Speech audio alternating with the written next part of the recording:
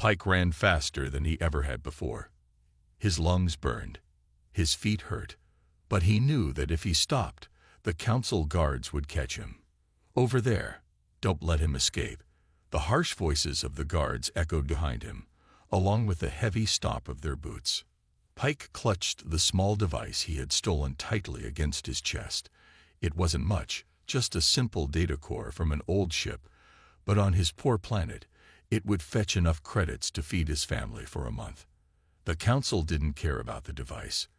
They just wanted to make an example of anyone who dared to steal. The rocky terrain of the planet's forgotten region stretched before him. No one came here. It was forbidden. But Pike had no choice. It was either the forbidden zone or a council prison cell. Ahead, the ground sloped upward toward a strange structure half buried in the mountainside. Pike had heard stories about this place. The locals called it the Temple of the Ancient Ones. The council called it a restricted area. Most people said it was where the war gods slept. Pike didn't believe in war gods. He believed in survival. As he neared the structure, he noticed its strange shape. It wasn't like the curved, organic buildings of his people or the sharp, angular designs of the council. It was something else, solid, practical, with straight lines that somehow felt human. The word sent a chill through Pike's body. Humans were myths, stories told to frighten children. The good or the humans will come back, mothers would tell their young. In the stories, humans were terrible warriors who fought with such skill and brutality that the entire galaxy had trembled before them. But humans had disappeared centuries ago. Some said they destroyed themselves. Others believed they simply left for another galaxy. The council said they were extinct and good riddance. Pike reached the structure's entrance, a massive metal door embedded in the rock face. Strange symbols marked its surface. He pressed his hand against it, hoping to find a way in, any way to escape the guards who were now only minutes behind him. "Please," he whispered, though he didn't know who he was talking to. "Please open." The door didn't move. Pike slammed his fist against it in desperation. Nothing happened. He could hear the guards getting closer. Then he spotted it, a small panel near the door with a faded red button. Without thinking, Pike pressed it. Again, nothing. The guards were so close now that Pike could hear their breathing. In a final, desperate move, he grabbed a rock and smashed it against the panel. The effect was immediate. A low hum vibrated through the ground. Lights that Pike hadn't even noticed began to glow along the edges of the door. A mechanical voice spoke in a language Pike didn't understand. And then, with a hiss of escaping air, the massive door slid open. Pike didn't hesitate. He darted inside just as the guards reached the top of the slope. The door slid shut behind him, cutting off their angry shouts. Inside, Pike found himself in darkness. Then, one by one, lights flickered on, revealing a long corridor stretching ahead. The walls were smooth and gray, made of some material Pike didn't recognize. The air smelled stale, as if no one had breathed it for a very long time. "Hello," Pike called, his voice echoing in the empty space. No answer came. Cautiously, he moved forward. The corridor opened into a vast chamber filled with rows of strange, coffin-like containers. Each was made of a clear material that allowed Pike to see inside. And inside each container was... Pike gasped. Inside each container was a person, or what looked like a person. They were similar to Pike's people in basic shape. 2 arms, 2 legs, 1 head, but different in many ways. Their skin colors ranged from very dark to very light. They had hair on their heads in various colors and styles. They wore matching outfits that looked like some kind of uniform. "Humans," Pike whispered, the word feeling strange on his tongue. These weren't myths. They were real. As Pike moved among the containers, he noticed they all had small screens displaying strange symbols and numbers. They were sleeping, he realized. Not dead. Sleeping. The containers were keeping them alive somehow. A sudden loud alarm made Pike jump. Red lights began flashing throughout the chamber. The mechanical voice returned, speaking that strange language again. One of the containers in the center of the room started to glow brighter than the others. Pike watched in terror as the container's top slid open with a hiss. Cold mist poured out, spilling onto the floor. Inside, one of the humans moved. 3 days had passed since the council guards surrendered. They now sat in a makeshift holding area within the facility, treated well but kept under careful watch. Most seemed confused rather than angry. They had been raised on stories about human monsters, yet their captors offered them decent food and medical care. Pike had become something of a bridge between the humans and the outside world. His knowledge of local systems and cultures proved invaluable. "The news is spreading fast," Pike told Stone as they reviewed reports from across the sector. "The council can't keep it quiet anymore. Everyone knows the humans have returned." Stone nodded. "And how are people taking it?" "Mixed," Pike admitted. "Some are terrified. The council's propaganda machine is working overtime." He showed Stone a broadcast playing on most major channels. Dramatic images of destruction from ancient battles, with humans portrayed as unstoppable killing machines. "But others," Pike smiled. "Others see hope, especially on worlds that suffer under council rule." Reed entered the command center, followed by 2 newly awakened humans. One was a woman with intelligent eyes and an air of quiet authority. The other was a tall man who carried no weapons but moved with the same confidence as the soldiers. "Commander," Reed said, "may I introduce Dr. Mason, our chief diplomat, and Dr. Wells, head of science division." Stone greeted them both. "Perfect timing. We need your expertise." Mason studied the propaganda playing on the screen and frowned. "They're using fear, classic tactic when facing a superior force. We need to counter it," Stone said. "Show people we're not the monsters in those stories." Wells had moved to a console and was rapidly reading through data. "Fascinating. 500 years of technological development, yet in some areas, they've regressed. Military technology, advanced physics, medicine, all have stagnated or declined. The council restricts certain technologies," Pike explained. "They say it's for safety, but really it's for control." Mason nodded thoughtfully. "So they've created a technological plateau. Advancement without empowerment." A soldier entered with urgent news. "Commander, we've detected a small vessel approaching. Not council design. They're broadcasting on an open frequency, asking to speak with the humans." Stone looked at Pike. "Friends of yours?" Pike shook his head.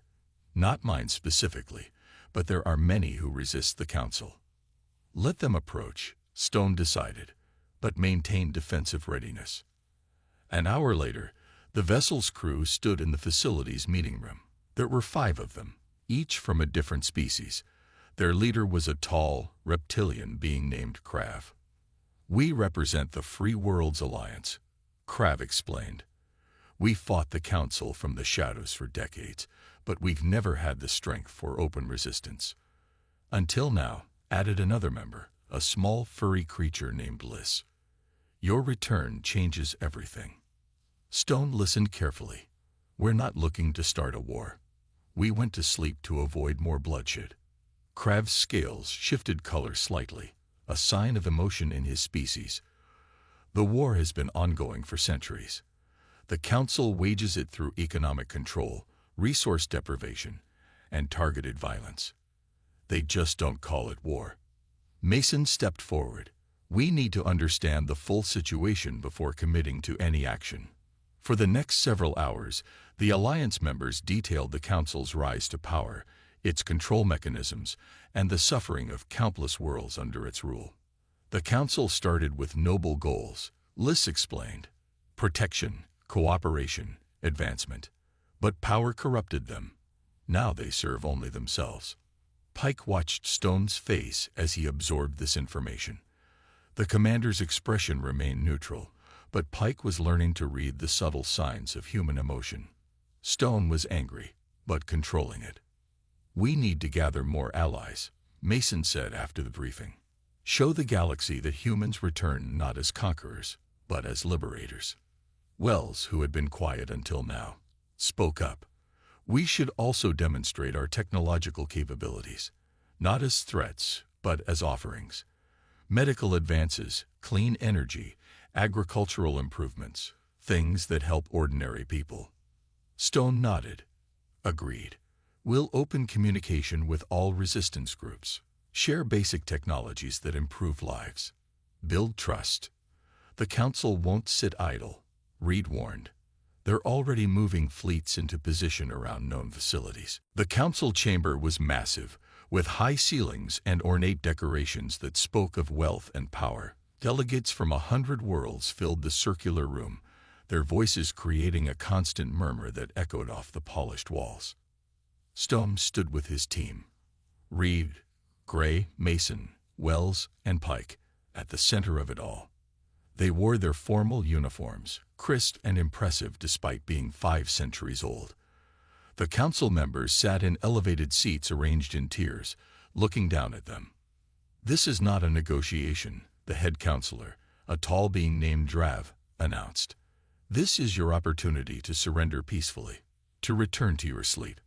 Mason stepped forward. "We came here in good faith, counselor. We seek peaceful coexistence, not conflict." Drav's expression hardened. "Humans know nothing of peace. Your history is written in blood, as is the history of every spacefaring species," Mason replied calmly. "But history does not dictate future." For 3 hours, the debate continued. The Council demanded that humans return to stasis. The humans requested recognition and autonomy for all worlds under Council rule. Neither side would budge. Pike watched from the sidelines, amazed at how skillfully Mason handled the negotiations. Even when insulted or threatened, she remained composed and articulate. Then the chamber doors burst open. A group of armed council soldiers rushed in, weapons raised. "The time for talk is over," Drav announced. "You will submit or be destroyed." The human delegation didn't flinch. Stone looked at the soldiers with an expression that wasn't fear or even anger, but disappointment. "This is your answer. Violence." Stone shook his head. "We expected better." Drav smiled coldly. "You expected weakness. But the Council is not weak. While you talked peace, our fleets moved into position around every human facility. The attack begins now." Stone touched a small device on his wrist. "Commander Blackwood, are you receiving this?" A voice responded through the device. Loud and clear, "Commander Stone." "The Council has chosen war," Stone said simply. "Initiate Protocol Omega." "Understood," Blackwood replied. "All facilities report ready." "It's been an honor serving with you, Commander." The Council soldiers moved closer, weapons aimed at the human delegation. "Your facilities will be dust within the hour," Drav said triumphantly. "Your species will finally be extinct." Stone looked at him calmly. "You misunderstand Protocol Omega, Counselor. It's not a defensive measure." Suddenly, every screen in the chamber lit up with the same image. Council warships floating dead in space, their systems disabled. "What is this?" Drav demanded, rising from his seat. 500 years ago, Stone explained, we placed quantum-linked devices on every major warship design in the galaxy. They've been dormant, waiting for a signal, one we just sent. Reed continued the explanation. "Your weapons are offline. Your engines are offline. Your ships are intact, but powerless." "Impossible," Drav shouted, but the screens told a different story. Mason stepped forward again. "We didn't come here to start a war, Counselor. We came to end one. The war you've been waging against the free peoples of this galaxy." The chamber erupted in chaos. Council members shouted accusations and threats. The soldiers looked at each other uncertainly, their weapons still raised but their confidence shaken. Then a new voice cut through the noise.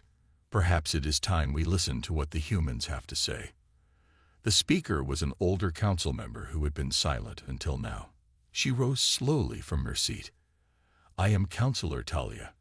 I have served for 60 years, and in that time, I have seen our noble institution become something I no longer recognize.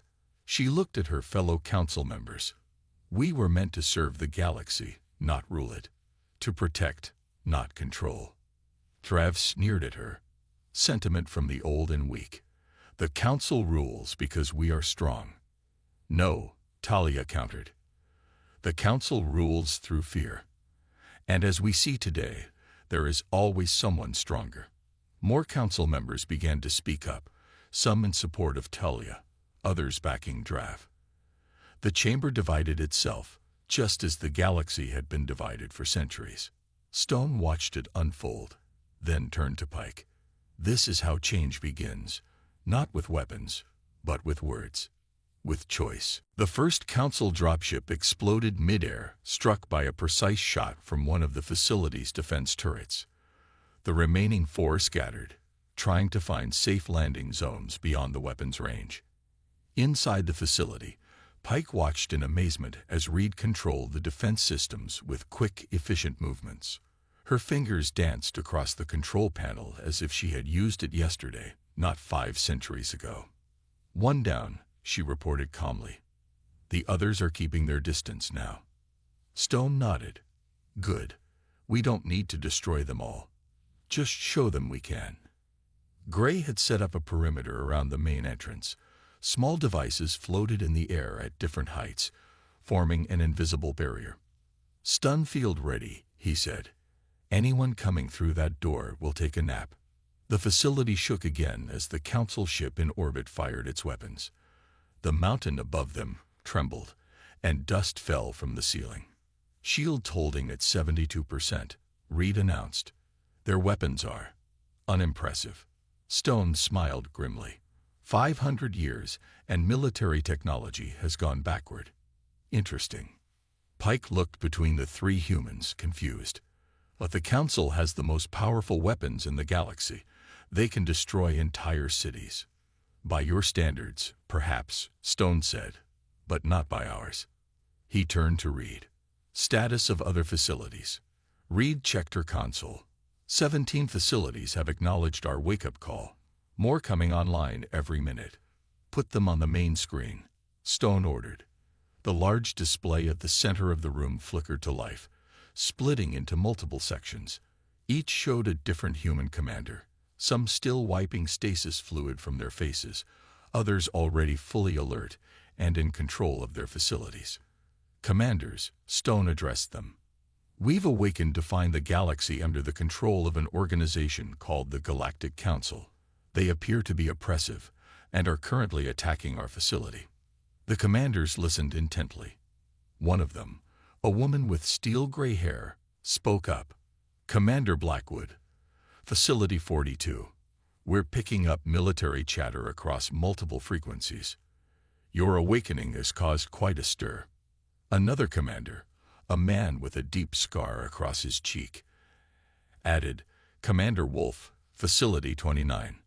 We've accessed local information networks. This council has dominated the galaxy for over 300 years. Many species live under harsh conditions. Stone nodded. Then we have a decision to make. We went to sleep to avoid war.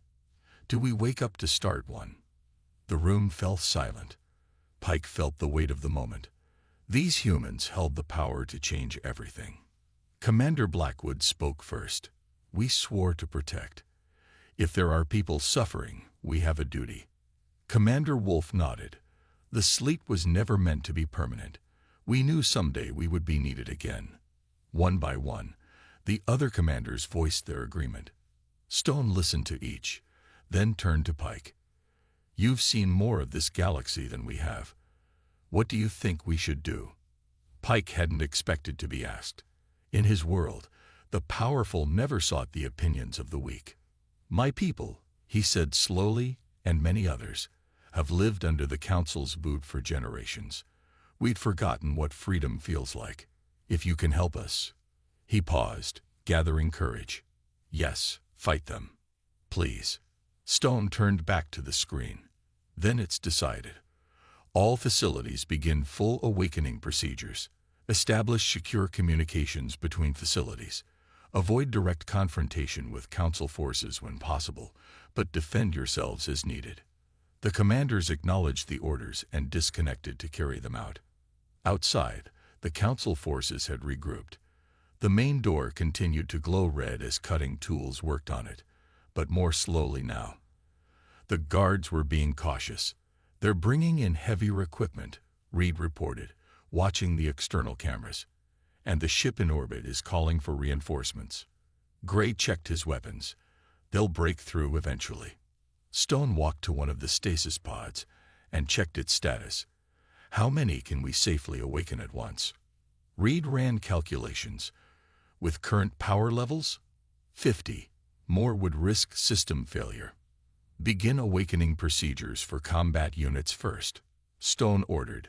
We need to secure this facility. Commander, she said, spotting Stone. Situation. Captain Reed. Stone nodded. We've slept for 500 years, not 50. The galaxy has changed. There's a new power structure we need to understand. The second pod opened, and a tall, lean man sat up. His skin was dark brown, and he blinked several times as he oriented himself. Lieutenant Gray, Stone said. Good to see you awake. Gray nodded, quickly taking in the situation as he climbed out of his pod. 500 years. The backup systems must have failed. Or were sabotage, Reed suggested, already checking her pod's readings. Stone introduced Pike, who stood nervously before the three humans. Our guest has important information about the current political situation, Stone explained. And he's being hunted by the authorities. The facility shook as something heavy struck the main door. They're using explosives now, Pike said, fear in his voice. Gray moved to a weapons locker that had opened automatically when he awoke. He removed several devices that Pike didn't recognize. Non-lethal options, Gray asked, looking at Stone. Stone nodded. For now, we need information more than we need bodies. Pike had never seen people prepare for combat so calmly. In the stories, humans were frenzied berserkers who loved bloodshed. These three were methodical, professional. Reed had moved to the main control console. Commander, I've accessed the facility's sensor network. That ship in orbit is powering weapons. Can we contact the other facilities? Stone asked. Reed shook her head. Not without activating our main communication array, which would make us an even bigger target. Stone thought for a moment. We need to show strength, but not start a war. Not yet. He turned to Pike. Your council needs to understand that attacking us would be a mistake. Pike swallowed hard. You don't understand. They have thousands of ships, millions of soldiers. Stone smiled for the first time. It wasn't a warm smile. And how do they compare to human soldiers? Before Pike could answer, a screen lit up with a message. It showed a council official in full ceremonial uniform. Attention unknown facility, the official said. This is Counselor Vex of the Galactic Council. You are in violation of restricted zone protocol. Surrender immediately or face orbital bombardment. Stone straightened his uniform and stepped before the screen. This is Commander Stone of the United Earth Defense Force. This facility and all others like it across the galaxy are sovereign territory of humanity. Any attack will be considered an act of war. The counselor's face showed shock that quickly turned to anger. Humanity is extinct. Whatever you are, your deception will not. Stone cut the transmission. They'll attack within minutes, he said calmly. Reed, activate minimum defensive measures. Gray, prepare for visitors. Reed pressed a sequence of buttons. Outside, hidden defense turrets emerged from the mountainside. Defensive shields at 80%, Reed reported. Weapons online. The facility shook again, harder this time. The door began to glow red where the cutting tools worked. They're almost through, Pike said, backing away from the entrance. Stone put a hand on Pike's shoulder. Don't worry. You've awakened us for a reason. The galaxy needed us again, even if it doesn't know it yet. A massive explosion rocked the facility. The door held, but barely. Council dropships incoming, Reed called out. 5 of them, heavy assault class. Stone looked at Pike. You said the Council oppresses your people. Pike nodded. And many others. Stone's expression hardened. Then it seems we have a purpose again. He turned to Reed and Gray. Initiate contact with all facilities. Priority message. The sleep is over. Humanity has returned. As alarms blared and the 3 humans prepared for battle, Pike realized that the war gods had indeed awakened. But perhaps they weren't the monsters of legend.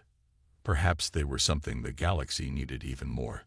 Liberators. Commander Stone moved with growing confidence as his body remembered how to function. His muscles had been preserved by the stasis technology, but they felt stiff after centuries of disuse. Each step became stronger than the last. Pike watched him with wide eyes. The stories had always described humans as monsters, as killing machines with unnatural strength and deadly skill. But Stone looked normal. Powerful, yes, but not the demon from childhood tales. How long? Stone asked again, checking the facility systems. How long have we been asleep? Pike shuffled his feet nervously. The stories say humans disappeared over 500 years ago. Stone froze. 500 years. His voice was quiet but filled with shock. It was supposed to be 50, 100 at most. The pounding at the door grew louder. The Council guards had brought heavier equipment. They'll break through eventually, Pike said. The Council has technology that can cut through almost anything. Stone's eyes narrowed. Tell me about this Council while I work. As Stone moved from panel to panel, checking systems and reading data, Pike explained how the Galactic Council had risen to power after the human disappearance. How they had started as peacekeepers but became rulers. How they controlled trade, travel, and information across thousands of worlds.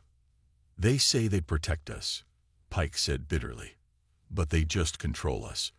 My people can barely afford to eat because of their taxes and rules. Stone nodded, taking it all in. He pressed a button, and a holographic map of the galaxy appeared in the center of the room. Thousands of tiny lights blinked across it.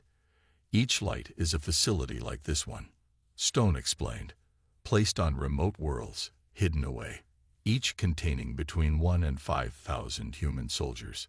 Pike asked. There must be millions. 3,400,000, to be exact, Stone said. The best fighters Earth had to offer. We fought in the last war until there was nothing left to fight for. Why did you go to sleep? Pike asked. Stone's face darkened. Because we were tired of war. Because we had become too good at it. The last war nearly destroyed a dozen civilizations. We won, but the cost. He shook his head. We voted to remove ourselves from the galaxy until we were needed again. Until we could be more than just destroyers. An alert sounded from one of the panels. Stone checked it and frowned. Your Council friends have called for backup. There's a warship entering orbit. Pike felt his legs weaken. They'll bomb this whole area if they have to. The Council doesn't take chances with things they don't understand. Stone pressed more buttons, and screens showed different views of the facility's exterior. The guards had set up a perimeter and were working on the door with cutting tools that sent showers of sparks flying. This facility has defensive capabilities, Stone said, but activating them would mean declaring war on your Council. I need to be sure that's the right choice. He turned to Pike, his eyes intense. Are there others like you? People who suffer under Council rule? Pike nodded quickly. Most people do. The Council only helps the rich worlds, the ones with resources they want. The rest of us are left to struggle. Stone seemed to make a decision. He walked to another control panel and placed his palm on a scanner. DNA verified, said the mechanical voice. Commander Stone, clearance level Alpha. Emergency awakening protocol authorized. 2 more of the stasis pods began to glow.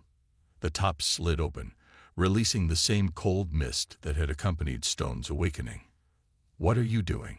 Pike asked, stepping back. Waking up my command team, Stone replied. I need their expertise. From the first pod, a woman emerged. She was shorter than Stone, but moved with the same precision.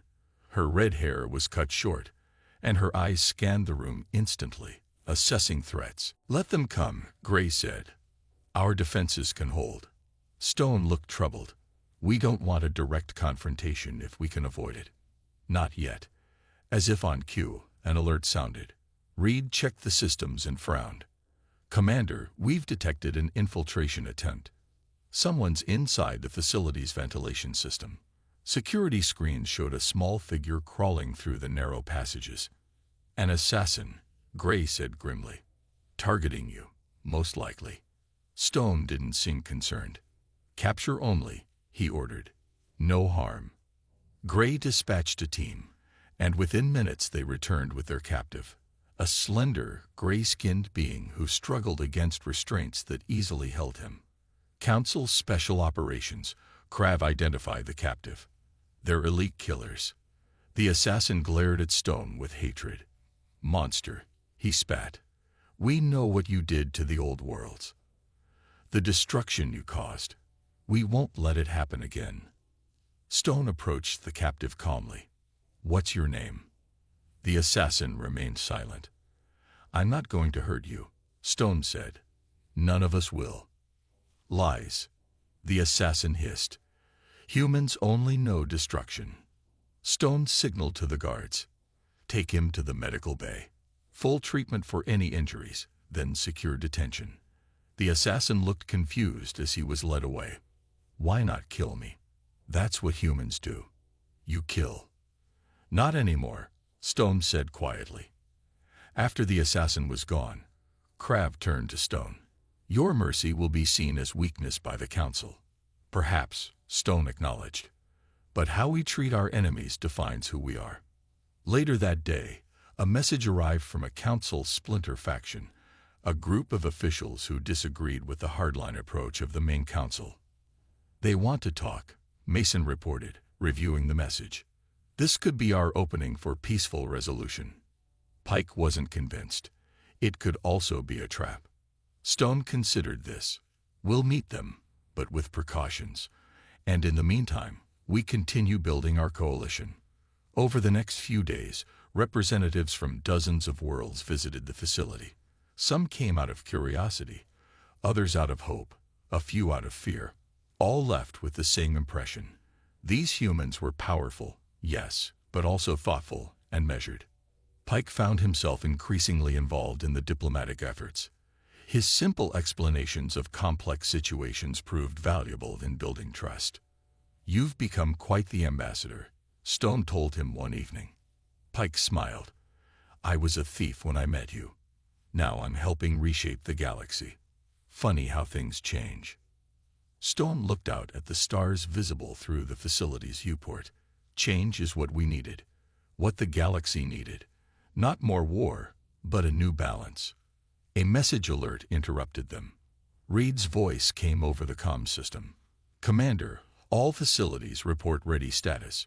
We now have over 1 million humans awake and operational across the galaxy. Stone's expression turned serious. Then it's time for the next phase. The Council has called for a formal meeting. They want to negotiate. Pike felt a mix of hope and worry. Can they be trusted? No, Stone said simply. But neither can we ignore the chance for peace. He turned to Pike. The war gods have awakened, but perhaps we don't need to be gods of war anymore. Perhaps we can be something better. Across the galaxy, humans were forming alliances, sharing knowledge, building bridges. The slumbering giants had awakened not to conquer, but to connect. And the galaxy would never be the same again. As Reed worked, Pike moved closer to Stone. The stories about humans. They say you could fight armies single-handed, that you could breathe fire and eat metal. Stone laughed. Exaggerations. We're tough, well-trained, and had better technology than most. But we're not gods. Just soldiers who got too good at our job. A new alarm sounded. Reed checked her console and frowned. The Council ship is broadcasting a message to the entire sector. They're telling everyone that dangerous ancient weapons have been activated, and to avoid this area. "Let me hear it," Stone said. Reed put it on the speakers. A stern voice filled the room. "Attention all citizens. This is an emergency broadcast from the Galactic Council. Ancient weapons of mass destruction have been activated in Sector 7. All civilian vessels must avoid this area. Military reinforcements are en route. Remain calm and follow all Council directives." Stone shook his head. "Already painting us as mindless weapons. Predictable." Gray looked up from his work. "It might work in our favor. Fear can be useful. Fear can also unite people against us," Stone countered. "We need to show that we're not the monsters they think we are." Pike had an idea. "The Council controls all major communication networks, but there are underground channels. If you could broadcast a message." Stone considered this. "A good thought. Reed, can you tap into these underground networks?" Reed studied her console. "Given time, yes, but we need to know where to look." Pike stepped forward. "I can help with that. I know people who use them." Before Stone could respond, Gray called out a warning. "They're through the first layer of the door. 2 minutes until breach." The 50 stasis pods Reed had activated began to open. Men and women emerged, instantly alert despite their long sleep. They moved with the same efficiency as Stone, Reed, and Gray, quickly arming themselves and taking defensive positions. Stone addressed them briefly, explaining the situation. They accepted the news of their 500-year sleep with remarkable calm. "Council forces will breach the main entrance in approximately 2 minutes, Stone told them.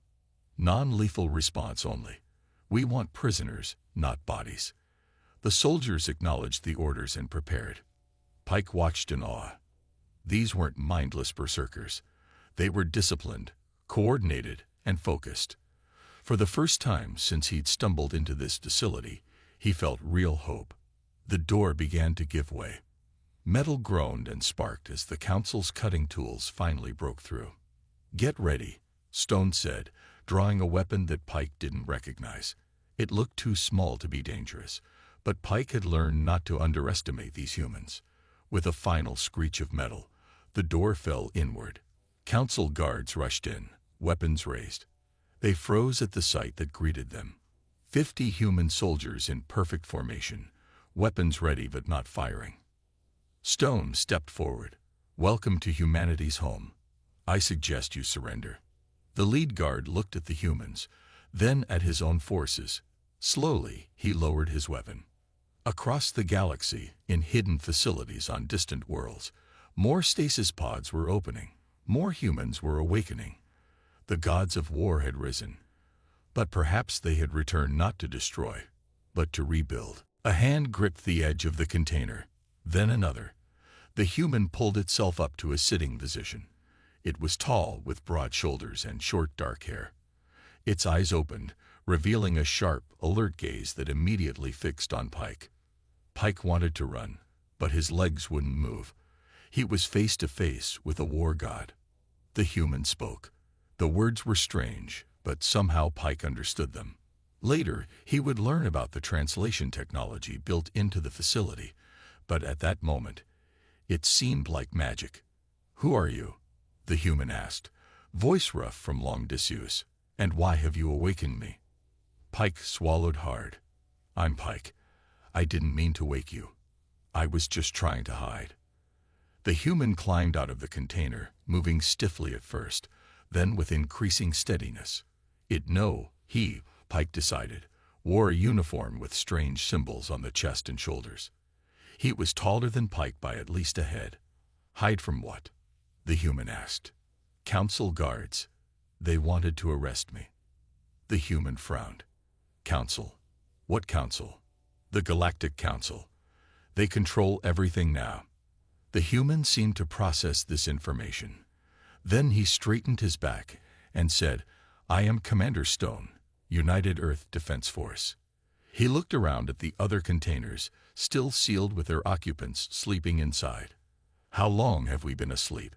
Before Pike could answer, a heavy pounding shook the main door. The council guards had found a way to follow him. "They're coming in," Pike said, panic rising in his voice. Commander Stone's expression hardened. He walked to a wall panel and pressed several buttons. Screens lit up, showing the outside of the facility where a dozen council guards were setting up what looked like cutting equipment. "They won't get through easily," Stone said. "This facility was built to withstand orbital bombardment." He turned back to Pike. "But I need to know what's happening out there. How long have humans been gone? What is this council? Why are they after you?" Pike hesitated, then held out the data cord he had stolen. "I just took this. They want to punish me." Stone took the device, examined it briefly, then handed it back. "That's not why I'm asking. I need to understand what kind of world we're waking up to." Pike looked at the sleeping humans, thousands of them, each a legendary warrior. "If you wake them all up," he said, "everything will change." Stone's eyes met Pike's. Maybe that's exactly what needs to happen. He turned to a larger control panel. "It's time the galaxy remembered who we are." Outside, the guards began to cut through the ancient door, unaware that they weren't just breaking into a forgotten relic. They were waking the sleeping giant. The debate raged for hours. Outside the chamber, news spread across the galaxy. Humans had returned, and the Council's fleets were powerless. On thousands of worlds, people waited to learn what would happen next. Finally, a vote was called. When it was done, Drav and his supporters stormed out of the chamber, promising retribution. But they were now the minority. Talia approached the human delegation. "We have much to discuss, Commander Stone. A new framework for cooperation. A true galactic council, not an empire in disguise." Stone nodded. "That's why we came." The negotiations that followed lasted days. Representatives from previously ignored worlds were invited to participate. The Free Worlds Alliance joined the discussions. New systems of governance were proposed and debated. Pike found himself speaking for his people, something he never imagined possible. From thief to representative, it still felt unreal. "You've come far from the scared young man who broke into our facility," Stone told him one evening. Pike smiled. "The galaxy has come far too." 3 weeks after the Council Chamber confrontation, the new galactic charter was signed. Power would be shared. Resources would be distributed more fairly. Technology would be used to improve lives, not control them. And the humans, they would neither rule nor sleep, but stand as equals among the stars. On the final day of negotiations, Pike stood with Stone on a balcony overlooking the capital city. Below them, people of a dozen different species moved through the streets, going about their lives in a world already beginning to change. "Why did you really go to sleep?" Pike asked suddenly. "The real reason." Stone was quiet for a moment. "Because we were afraid of what we were becoming.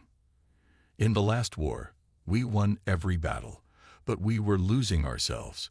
We chose to remove ourselves until the galaxy needed protectors, not conquerors. And now we have a second chance to be better than we were." A group of children played in a park below, different species together, without fear or prejudice. "The old stories will change," Pike said. "New ones will be told. Not about war gods, but about I don't know what." "That's the beautiful thing," Stone replied. "We get to decide what those stories will be." As the twin suns set on the horizon, casting the city in golden light, Pike thought about how it all began, with a desperate thief kicking open a forbidden door. Sometimes change came from the most unexpected places. The war gods had awakened, but they had chosen not to wage war. Instead, they had brought something the galaxy needed much more: hope and a new dawn.